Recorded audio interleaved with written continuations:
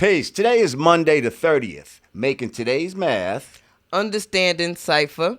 All being born to understanding. Haha, that's right. Use your understanding, which is that crystal clear picture, and bring it wherever you go into different ciphers, and you will born more understanding.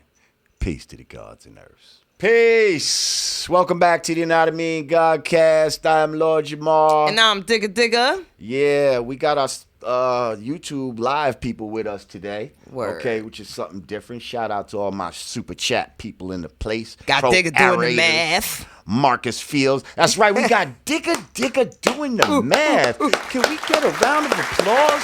Okay. See, that's what we call adding on.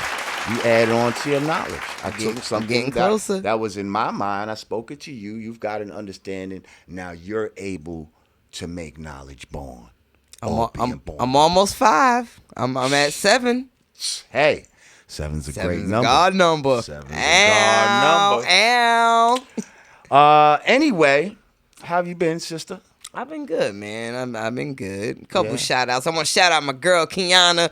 Checking out the Godcast. She heard my call for the trusses. Oh shit! She hit you with the tresses. She hit me with the tresses. So I want to shout out to what Kiana. Is that? Some Brazilian tresses? Thank you for my Brazilian bundles. This beautiful African queen appreciates her Brazilian bundles.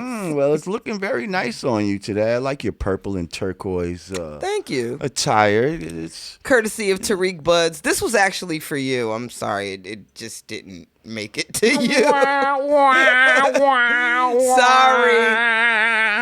Well, goddamn.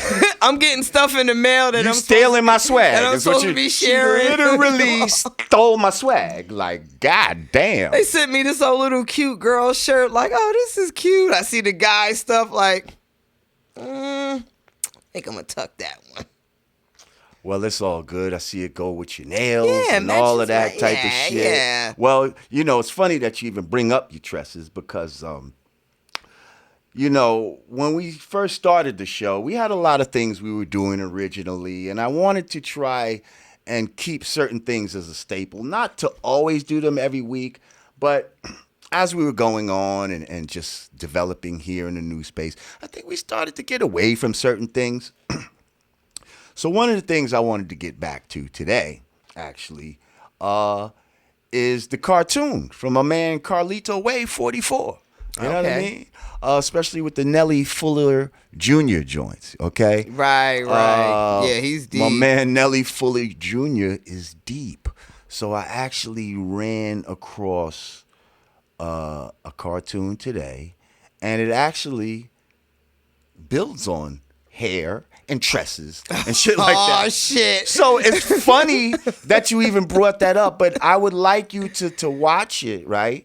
We're going to listen to it, and then let's just talk about a little bit about what he's speaking after we watch it. Yes? Okay. Let's go into that right now. Let's go. To have black males do what they have been doing as far back as I can remember, going back to the days of the conch, the fries, putting lye in your hair and whatnot, trying to make it straight and all like that. The black male, the white supremacists look at the black male and says, oh, you'll begin to get a little bit of intelligence in your head.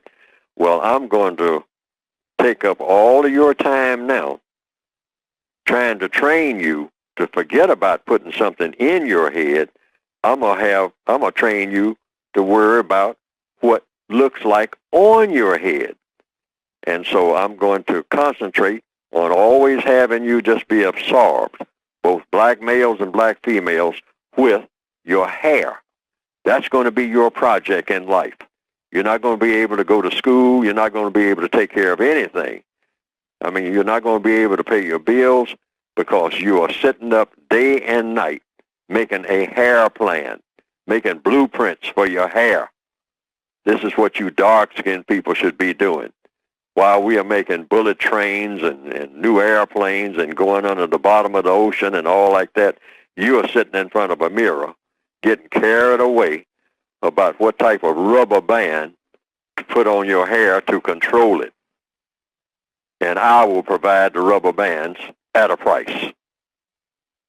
See, so that hair thing has always been a big thing with black people, particularly in the Northwestern Hemisphere and other parts of the world. Mm-hmm. You know, in other words, hey, you don't have time to go to school. You better get out here in the streets and do something about your hair. I mean, your hair is everything. I mean, your hair is your entire life. Don't worry about food and clothing and all like that, and trying to make some money and trying to get something in your head. Forget about something in your head. Worry about what's on your head. And if it's not hair, I'll put some hubcaps on your head and charge you $500 a hubcap and whatnot, because you don't know what to put on your head, not to say anything about what is in it. You know. Why? Because I've made you into some type of creature. You're not even a being that comes anywhere close to being what you could call a human being. You things. You throw away things.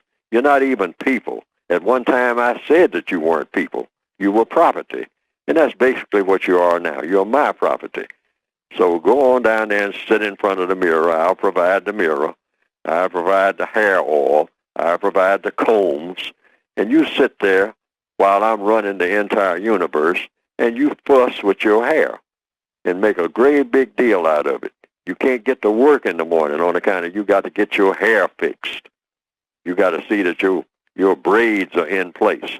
And you got to look around for some type of baling wire to put around all that stuff that's hanging down there, almost dragging to the ground behind you. Because that's a priority for you people, because I don't want anything going on in your head, ever. That was interesting. So yes. Now, first of all, we all guilty of that. Okay? Like, that's not something that I'm just going to point a finger and be like, oh, just men or women. I think we all are guilty about worrying about some superficial Appearance. shit. You know. I was gonna say, do you think that's limited to hair? I think we as a people in general are kind of, consumed with showing and wearing our money. Absolutely, but that's one of the first things that, you know what I'm saying, that I think is ingrained in us from children. You know what I mean? Like from a baby, your mother, get over here. Let me get that nappy head. Let me do something with it and all this type of shit. Straightening combs. Yeah, all kind of shit. Or they just can't wait to send you to the barber and all this shit. Why? Like, you know what I mean? Why? That's almost why I grew dreads in a way. It was like the freedom of just, I had spent so much money going to the barber shop every fucking week. And, why? I had waves and the oil and do-rags, and I'm brushing it a fucking 1,000 times a day and all this type of shit, and it's just like, why? I feel like all the women my age bracket, we we don't have any edges now because our moms was putting the straightening home with the rubber bands and pulling our hair, pulling our edges out. I mean, a lot of us I think had braids. I know I wore a lot of cornrow hairstyles with beads as a young girl. My mother didn't let me get a perm. I didn't get a perm until I went away to boarding school, and I just physically did not know what to do with my hair. Like, it was like I had very long, very thick hair. To wash it and to try to maintain it myself at the age of 13, I couldn't do it. So, she gave me permission to get a perm, and then I was running back and forth to DC, the hair capital of the world, getting my hair done. But I never let my daughter get a perm. I never let my daughter get a perm, and now she's so she's so grateful and thankful that she tried. She cried and moaned. All the little girls got their hair out. My baby was a swimmer. I thought she was on her way to the Olympics. Okay. She got to the school with the black folks and just refused to step in the pool. Like, nah, I gotta get my hair done. I gotta get a doobie. To this day, I look at her like, you could have been Katie Ledecky. You just didn't want to get your hair wet. It's just so deep, though. I mean, the reason I even thought of this cartoon because we had previously talked about, the hair and all this. And incidentally, somebody watched it and hooked me up. And that's dope. That's crazy. But yeah, it just goes to show, you know, like the brother said, we so worried about what's on our head as opposed to what's in it. Like even if you, like how you said, all right, you use the weave as a protection for your hair. What do you use as the protection for your mind? What do we use as the protection for our spirits? Where is that protection? And why aren't we even worried about that? Why are we more worried about how our hair looks? Because trust me, I fucking shave my shit before I come here. I got the, you know what I mean? The edgers and all of that type of shit. I don't want to come out, in my mind, how I would feel looking crazy. You understand what I'm saying? Nobody want to look crazy, but what is the look of craziness? And we are our own worst enemies. The girl, again, Gabby Douglas, she out here somersaulting, tumbling, flipping, and majority black women are on social media talking about this girl's edges. Why is that? Right. Worried more about some superficial shit than the fact that she just whooped every other country in the world's ass in gymnastics. And did a triple fucking somersault, like, backflip shit. And why don't we look at that? Yeah, I don't know. It's just kind of deep, and I thought... I don't know why everybody wait till I start filming to call me, blow me up. You know how that works. Word. So, anyway, so, this week... You know what I saw on Instagram? What you see? And I want to bring light to more things like this. This was just kind of random. I saw a sister, right? She was emceeing, but she had on like total like 3/4 head was wrapped. I know what you're talking about. Yes. I know you're Listen, her name is Neelam. You hate Trump, I should rock with you. You conscious now cause it's popular. I see you fakes with binoculars. I'll kill your taste like Banaka does. So stand over there, kilometers. I need space, astronomer. He says I'm hot, thermometer. What else rhymes, barometer? Internet trolls with the threats. Say hello to my set. Every woman needs an army. All my brothers break concrete. She had some like FOI brothers behind her. She was spitting some fly. I saw her on Erykah Badu's page. Yes, and not only Erykah Badu, but Diddy reposted her. Will Smith reposted her. Oh, nice. And I would really, I don't know. As soon as I saw her, I got an energy. You felt her. I felt her energy, Word. and I'm just like, this is the type of frame of reference that a lot of our beautiful sisters need. You see? Because she definitely gave me Ladybug Mecca vibes. The way we're going to win the war is by winning over the beautiful sisters. You see? Because then now if the beautiful sisters say this is what my standard is, well then that's going to make the brothers do what the fuck they got to do to get with the beautiful sisters. But right now they attack the minds of the beautiful, and not to say. Thank you for acknowledging that men are culpable in this as well. Yeah, absolutely. Okay. Absolutely. Thank you. We all have to take responsibility. Yes, y'all thought chasing. Absolutely. Puerto Rican hoe chasing. All of that. All of it. Thirst trapping. All of that. All Getting of it. Thirst trapped. All of that. Ass is good. But yeah, like I just want to have more frames of reference of positive, beautiful sisters, because you got these, slut walks and all this bullshit out here for sisters as a reference of how to be, as standards of beauty, basically. Yeah, and now they all want to run and get the implants and all of this other shit, and they want to have strippers' bodies. I was just thinking about that the other day. Like, what? Like, how did we get so far fucked up in the game that black women are modifying their bodies? Like, every other race of women in the world modified themselves to become look like us. a black woman. When right. the fuck did we get it twisted? We been had it twisted. It's just they keep twisting it and twisting. It just keeps twisting and twisting. Like, and so now, we had it twisted. When you see when you see a dark-skinned sister with blonde hair, she got it twisted. You understand what I'm saying? And that's just one fucking phase of being twisted. There's many degrees to it. Digga, we got anything going on in the news or anything that piqued your interest that you saw this week? A lot of stuff happened in the news. Some interesting, some not so interesting. Tekashi was reportedly kidnapped and robbed at gunpoint. He actually was kidnapped, transported to his home, was told to let whoever's inside bring the money and the jewelry downstairs, and they got away with an upwards of $850,000 in jewelry. Something like that. In the hood in Brooklyn. Right. Priorities, people. It all sounds very fantastic, I must say. Yeah. Almost a little too fantastic. I'm not sure, but they showed pictures of what looked like a swelled up face or something like that. Yeah, he got pistol whipped and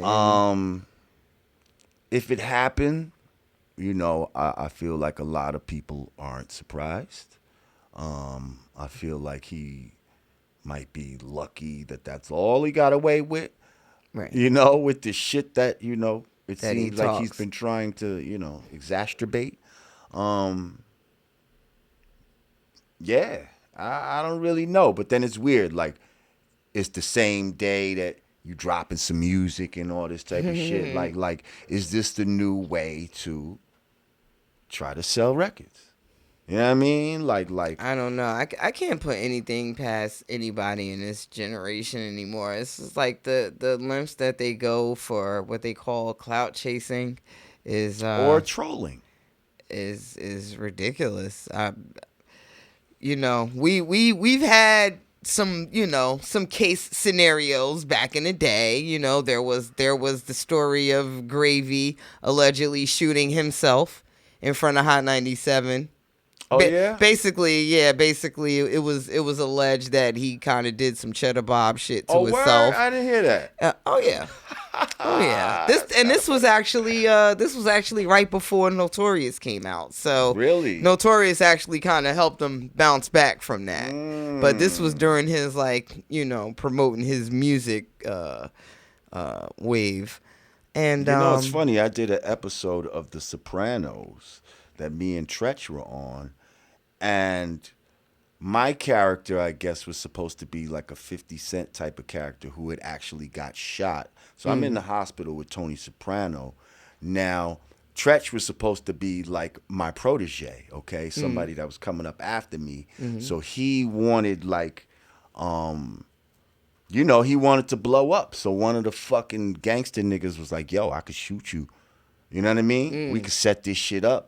And you'll blow up after that. And first, the nigga Tretch is like, fuck that, you bugging. Then the nigga Tretch, Tretch's character goes to the dude and is like, I'll do it. Gives him the money. He's like, just don't tell me when it is. And then he ends up getting shot in the ass and all this type of shit.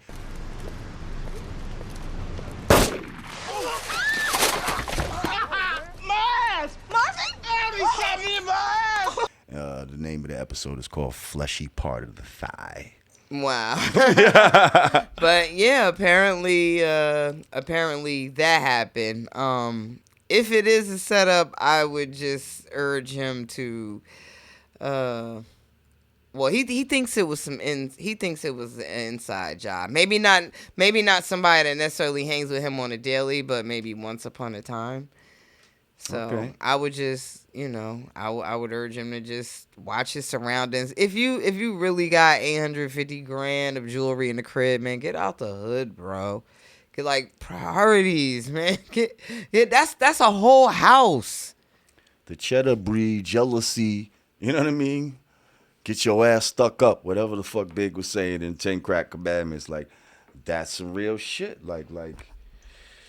You can't be around doing all this flossing, amongst a bunch of poor people and feel like nothing's gonna happen to you. Even if you feel, oh, I went to the school and I gave out. That's that. Listen, How about I'll go one step further. How are we analyzing the gangsters of today? I feel like what gangster do you know is what robbers do you know are sitting outside in the car waiting for somebody to bring the jewelry outside. The niggas that I know are running up in the house and pistol whipping your baby mama too. All of that.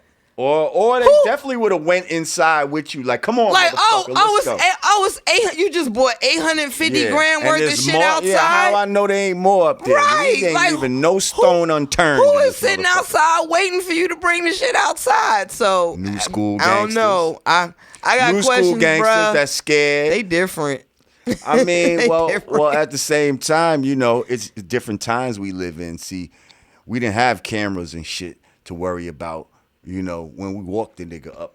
I guess. You see what I'm saying? I guess true. Now it's like all kind of shit. Okay, surveillance, you hide from. All right. I don't want to make excuses for these motherfuckers. But you don't want to make excuses. Maybe that's what they was thinking. For the mid-tier gangsters? Yeah. I don't know, man. For the tight pants gangsters? That's what Ski Mask are for.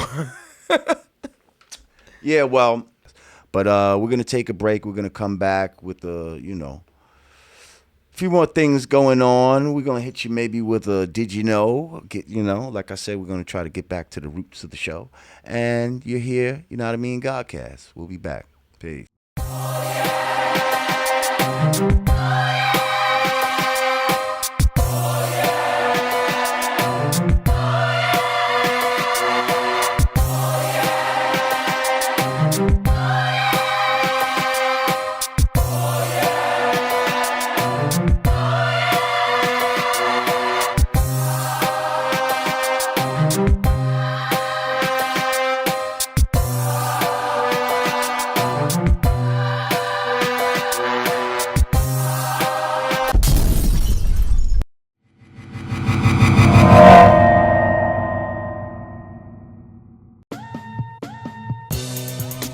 Peace. It's the absence of all confusion. United we stand, divided we fall. Two fingers together is the real peace sign, y'all. Brand Nubian peace gear. Hoodies. T-shirts. Snapbacks. Available at hoodg.com. Get yours today.